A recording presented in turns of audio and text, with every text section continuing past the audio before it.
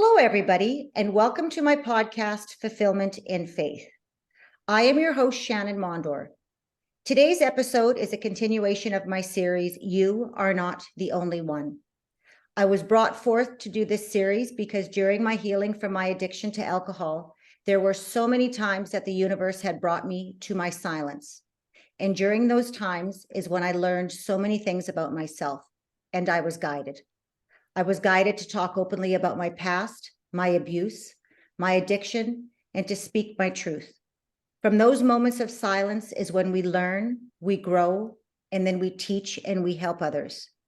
Today, I have a very special guest, and her name is Amber Kissler. And welcome, Amber. How are you today? Great. I'm doing great. Thank you.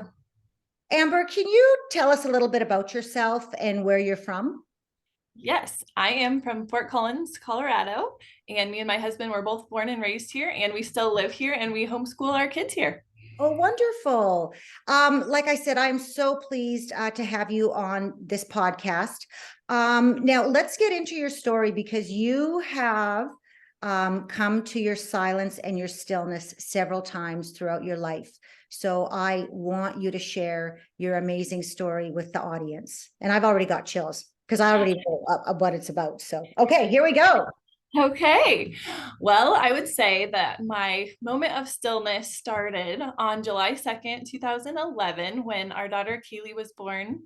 And after her birth, I was diagnosed with placenta accreta when I wouldn't stop bleeding, and I had to go into surgery and have an emergency hysterectomy. And so I woke up from that surgery not knowing what had happened. I thought they had just done a D&C, and I found out that like all of my dreams for the future of our family had completely been crushed. So that was it was the best day of my life and also seemingly the worst day of my life. So it was a lot to process. I was very anxious and depressed for the first bit of Keely's life. And we had some friends who came to visit us a couple months after she was born. Their names are Jeff and Catherine, and they offered to carry a baby for us. So we thought, well, it wouldn't hurt just to start looking into our options for how we're going to grow our family. And so we visited with a fertility clinic in Denver, and we found out the costs for IVF and surrogacy, and it was extremely expensive. And so we were extremely discouraged because we're like, I don't even know how we're going to come up with that kind of money. So we decided to start pursuing adoption shortly after that. And we had so much support from lots of friends and family who were amazing as we did fundraisers, and we were doing all of our paperwork. We went through our adoption training, and there was just so much love and support through that journey. And partway through that journey, when they saw all of our paperwork and they read through my biography, they told me that I would need counseling before they would let us move forward in our adoption journey.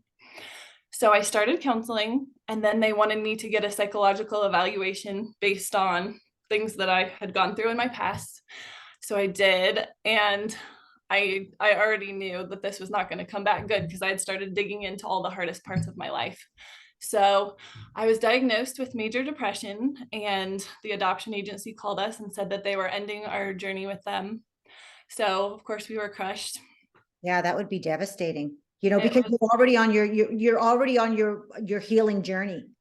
right. And then it's almost like you're being punished for it. That's exactly what it felt like. Which is, yeah, it's so, so sad. It was hard because they were like, without medication, we don't see you getting any better, and we don't think you're going to be a good parent to And more I don't children. think that medication is the way. Right. Many times, right? Like Right. that's the society that we live in. Take medication to numb it. Right. Instead of And, going, and yeah, instead of working through it. right. I'm so Exactly. sorry that happened to you. Thank you. Yeah, but that's what brought me to my stillness. Like that, like not only the hysterectomy and the almost losing my life, and how hard that was on my husband when he found out that he almost lost me, but then getting to that place, like that low place of, okay, I've got nowhere to go but up from here, right? I would just sit in my room and just be like, there has to be more to life than this. So I just kept going to counseling. We put our names on another adoption list for another place in town. And we waited. It was like a 9-month wait on the list to even get called to do your paperwork. So we waited. I kept going through my healing process. And during that time, I really went through a spiritual awakening because I had been raised in the church and Christian school. And I'd kind of been taught that God was in this box, like, and that he was this judgmental, critical, he was trying to punish us. It seemed like we were being taught that he was punishing us for our sins. And I was like, well, maybe that's why all these things have happened to me in the past. But during counseling, I really realized that that's not who God is at all.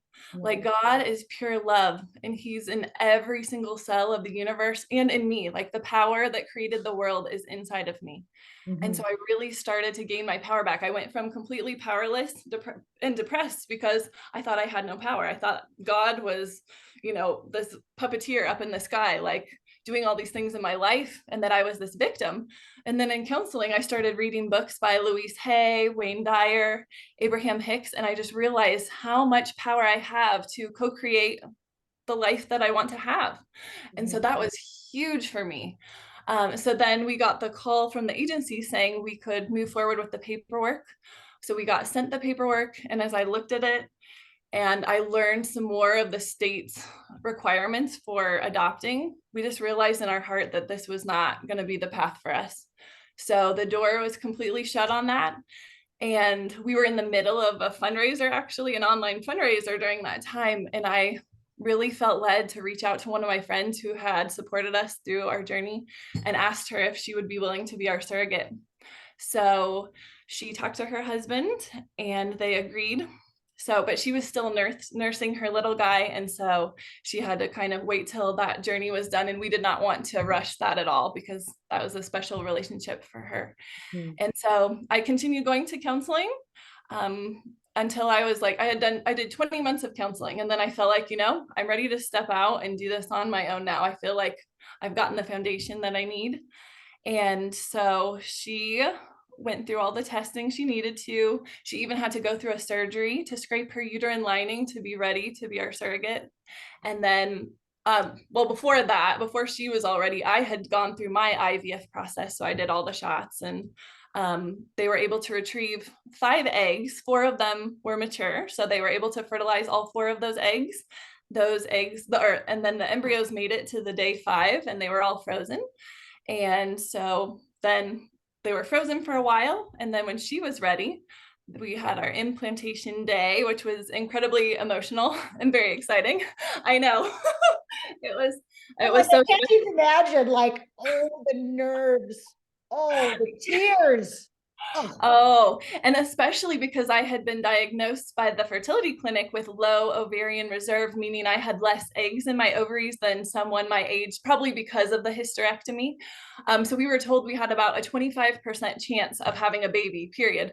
However, all 4 of our embryos made it, to the freezing stage. So it was a miracle already. And so we just showed up in full faith that like this was going to work. And so a couple weeks after implantation day, we found out she was pregnant, and we started this incredible journey. Like, I cannot even explain to you how much love, like it brings me to tears because she was just so incredible. Like, I thought I was going to be so jealous of her, right, carrying my baby, and that it was going to be so hard for me to like have to experience it from the outside. But she let us be super involved, like let us feel the baby whenever we could. She even bought belly earbuds for the baby so we could record messages so he could hear our voice before he was born. So it was just so special. And then I was able to pump in the last months of pregnancy to relactate because I had nursed my daughter for a few years. So I was able to relactate. So on October 26th, 2016, Kip was born at Jerica's home with the same midwife we had used for Keely's birth. And it was amazing. So the first thing I got to nurse him. And then Jerica pumped for us actually for 11 months because I didn't make all the milk he needed. In fact, I didn't make all that much, but I was able to use the supplemental nursing system with the milk that she gave us. So I was able to nurse him for like 4 years. So it was just amazing. So it felt like I still got that really special bond with him, even though I didn't carry him. So that's the story. Yeah, like that. That is so amazing. That's so amazing. Yeah. So tell me about your thoughts and feelings and emotions that you went through throughout this whole journey once you knew that the pregnancy had actually taken. Wow. Okay. Because of course there's that waiting period, right? Of whether or not it's actually going to come into fruition. It's gonna take, yeah. There was just this knowing that we had, like once we switched onto this path of surrogacy, it just really felt like even when Jerica told us, okay, they're gonna make like I'm gonna have to have surgery in order to go through with this. Is that okay with you guys? Like, are you willing to pay for this? And we're like, go for it. Like, we just knew that this was meant to be our path. She, like, from the moment she heard our story, she felt this pull in her heart that she was going to be super involved in our lives in some way. And so, yeah, that it was just kind of, we just felt it. Like, she felt it, we felt it. And what was cool is during the entire pregnancy, she could feel the love from Kip coming to us, and we could feel his love. There was just this love fest going on the entire pregnancy that was just so strong and amazing. And like, I wouldn't have wanted it to happen any other way. But like, life knows better than we do. It was just so perfect for you, for everybody. And now she's like still a very important part of our lives. Like, our families, she makes his birthday cake every year. It's Right. just, there's so much love between us. So it's Oh, been that. cool. So what did you learn throughout this whole process? I learned that there is so much more love and support around each and every one of us than I ever knew. Like, for a lot of my life, I felt like I was so alone in my journey. And throughout this process, it like cracked me wide open. I was open to all of the love and support around us. I realized that life has far bigger plans for my life than I do. And that the universe loves to give me the desires of my heart. Like, I felt Chad and I had grieved during our adoption journey that we were never going to have a biological son. I mean, I know that was just very important to us. That was a strong desire on our hearts. And so we grieved a lot of these things, and the universe just brought everything about in the most amazing way. I also learned that my body has the amazing power to heal itself, because I almost died. I almost bled to death, and from the hysterectomy and all that, and my body healed itself and it made healthy eggs so that we could go through this journey. And I learned that I'm worth loving. Like, I learned to love myself. I learned to know my own power. We're just far more powerful than we give ourselves credit for. And so that was huge for me. Well, just by you saying that, and that's everything changed for you in that moment that you shifted your belief system, that you Yes, were willing to open up and receive the universe without the religion aspect of it, because you could see it in advance. Yeah, if you turn more spiritual, I just, that's how I opened up totally and completely. And was, start looking around, there's signs everywhere. You just have to be open to receive and allow, right? exactly. Which is huge. Yes. That's Yeah. amazing. Through this whole process, you did, like you had just mentioned how much you had learned and everything, but what is it that you want others to know that are going through this right now? And how could you, what advice would you give them? I would tell them that yes, it's easy to like be fearful and worry about the details and how things are going to play out, and to want to control every little bit of it. But honestly, when you surrender and give in to the stillness and just follow your inner guidance. And Mhm. that was the thing I also learned, is listening to my inner guidance. The people are going to tell you so many things about what you need to be doing, which path you need to take, and just going within and listening to your inner guidance is really the most important thing you could do, because that's when we started attracting all these amazing things into our lives.